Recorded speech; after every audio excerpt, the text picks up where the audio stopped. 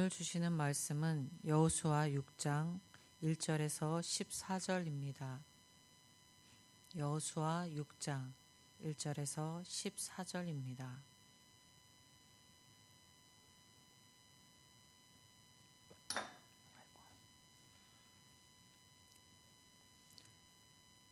이스라엘 자손들로 말미암아 여리고는 굳게 닫혔고 출입하는 자가 없더라.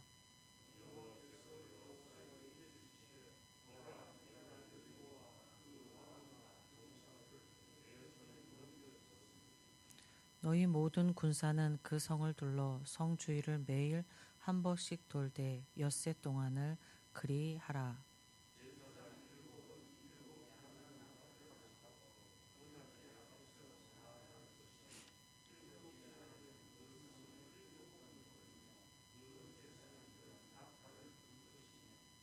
제사장들이 양각 나팔을 길게 불어 그 나팔 소리가 너희에게 들릴 때에는 백성은 다 큰 소리로 외쳐 부를 것이라.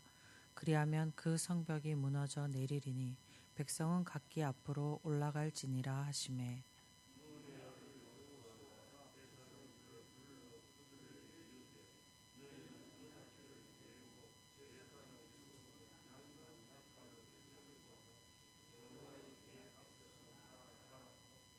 또 백성들에게 이르되 나아가서 그 성을 돌되 무장한 자들이 여호와의 궤 앞에서 나아갈지라 하니라.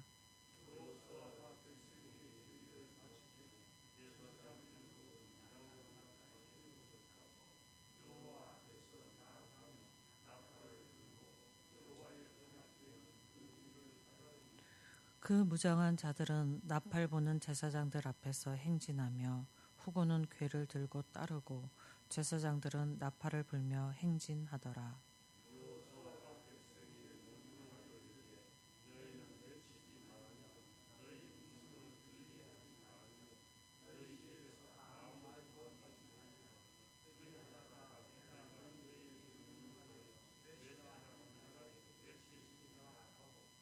여호와의 궤가 그 성을 한 번 돌게 하고 그들이 진영으로 돌아와서 진영에서 자니라.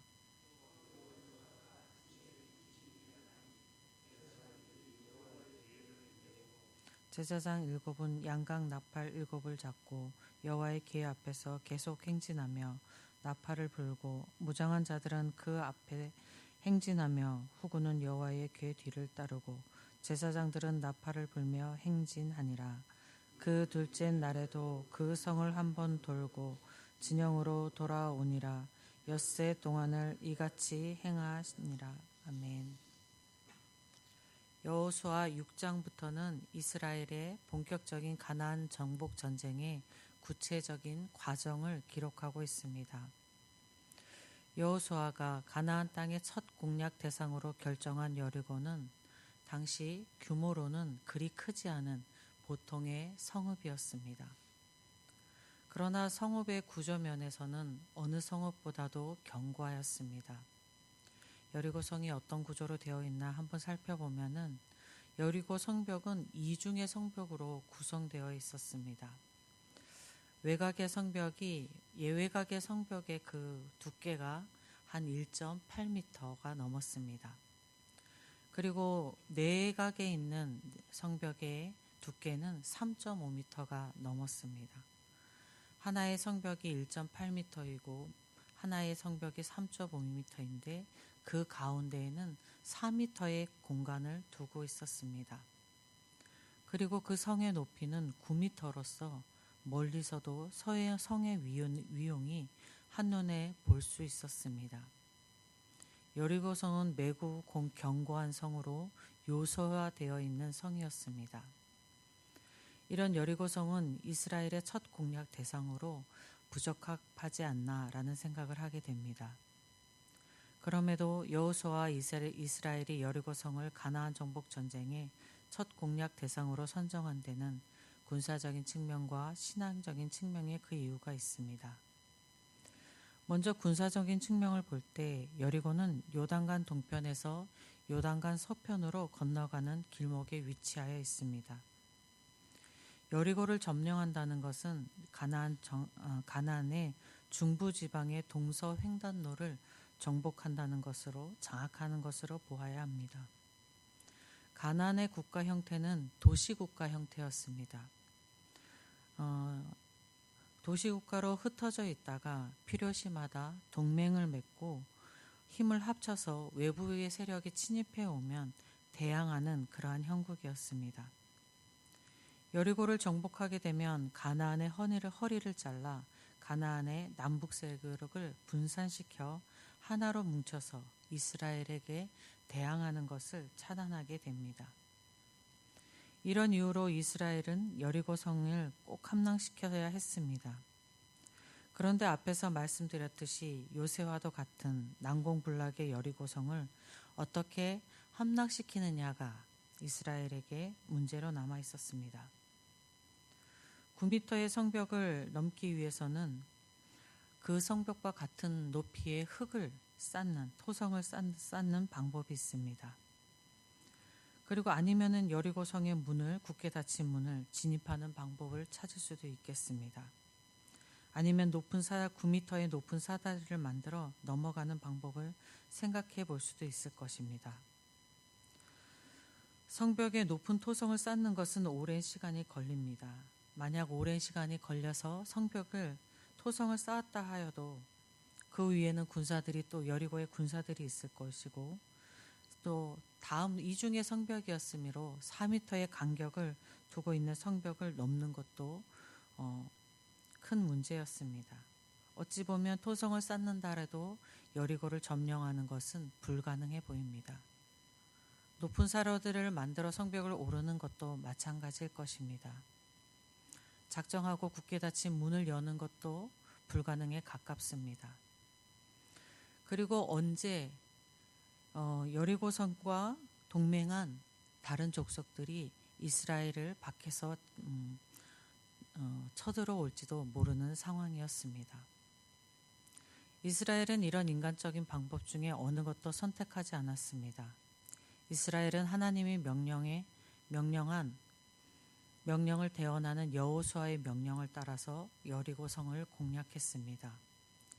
그 방법은 성을 매일 한 바퀴씩 6일을 도는데 제사장들이 앞에서 언약궤를 메고 행진하면 그 뒤를 백성들이 따라 행진하여 성을 도는 것이었습니다. 그리고 7째 날에 나팔을 불면 이스라엘 백성들이 큰 소리를 외치는 것입니다. 그러면 성이 무너질 것이라는 것입니다. 이것은 인간의 생각으로는 이해할 수 없고 납득이 되지 않는 방법이었습니다. 이스라엘 백성들은 하나님의 명령하신 대로 어떤 위협적인 행동도 하나 하지 않고 여리고에 군사들이 창날이 날아올지도 모르는 성 외곽을 아무런 말도 하지 않고 하루에 한 바퀴씩 행진하여 돌았습니다. 이것이 이스라엘의 행진은 오직 하나님에 대한 믿음과 순종의 행위였습니다. 납득이 되지 않아도 이해가 되지 않아도 하나님의 말씀을 믿음으로 순종하는 행위였습니다. 이것이 여리고성을 첫 공략 대상으로 삼은 신앙적인 측면의 목적으로 보아야 하겠습니다. 이스라엘은 뚝으로 물이 넘쳐 건널 수 없는 요단강을 하나님의 말씀을 믿음으로 순종함으로 건너왔습니다. 그리고 여리고 성 앞에서도 인간적인 생각으로 이해할 수 없고 납득이 되지 않는 방법임에도 하나님의 말씀이므로 믿음으로 순종하며 여리고 성 외곽을 돌았습니다. 이스라엘의 승리의 비결은 믿음과 순종이었습니다. 가나안 정복 전쟁의 끝이 치러지는 기간은 7년이 치러졌습니다. 그리고 땅 분배가 이루어졌고 그 다음에 가나안 족속들의 남은 족속들은 각 지파에서 몰아내는 전쟁을 계속했었습니다. 그리고 하나님이 이스라엘에게 약속한 땅이 거의 점령되는 때는 다윗왕 때입니다. 그러니까 하나님의 약속이 완전히 성취가 되기까지는 아주 오랜 시간이 걸렸다라고 볼 수 있습니다. 하나님의 약속을 믿고 순종하며 살아가는 우리 그리스도인 성도는 약속의 성취의 날을 바라보고 살아가기보다는 하나님의 약속 자체를 바라보고 살아가야 할 것입니다. 하나님의 약속의 성취가 언제일지 성도는 알 수 없습니다. 그렇기에 성도는 하나님의 약속이 반드시 이루어진다는 믿음과 하나님의 그 약속 자체를 바라보며 오늘을 살아야 할 것입니다. 예수님께서 다시 오신다고 하셨습니다. 언제 오실지 우리 중에 아는 이는 아무도 없습니다. 그러니 우리는 오신다는 그 약속을 믿고 오늘을 살아야 할 것입니다. 약속을 믿고 순종하는 삶을 살 때에 예수님이 언제 오시든지 우리는 반갑게 주님 앞에 나아가 주님을 맞이하게 될 것입니다. 믿음으로 순종으로 믿음을 매일을 살아 주님을 반갑게 맞이하시는 여러분이 되시기를 주님의 이름으로 축복드립니다. 아버지 하나님 감사합니다. 우리에게 약속의 말씀을 주시고 그 약속을 믿고 살아가도록 하셨으니 감사합니다. 우리의 마음이 조급할 때가 있고 당장에 무엇인가 하나님이 이루어 주기를 바랄 때가 많이 있음을 고백합니다. 주님, 저희의 이 조급한 마음을 긍휼히 여겨 주시옵시고 고된 저희의 삶을 긍휼히 여겨 주시옵소서. 이 고되고 힘든 조급한 마음 가운데에 주님 우리에게 평화를 주시고 믿음과 순종으로 나아갈 수 있는 굳건함을 주시어서 회복의 날보다는 그 약속을 믿고 오늘을 살아가는 저희가 되게 하여 주시옵소서. 주님, 오늘을 살아갈 수 있는 힘을 주시고 그 힘으로 인해서 또 약속을 바라보며 살아가는 저희가 되게 하여 주시옵소서. 오늘도 하나님의 약속을 믿고 이 자리에 나와 예배하고 기도하는 성도들 한 사람 한 사람 가운데 각자에게 주님이 주시는 그 메시지를 알게 하시고 그 메시지의 힘을 가지고 하나님 살아가게 하여 주시옵소서.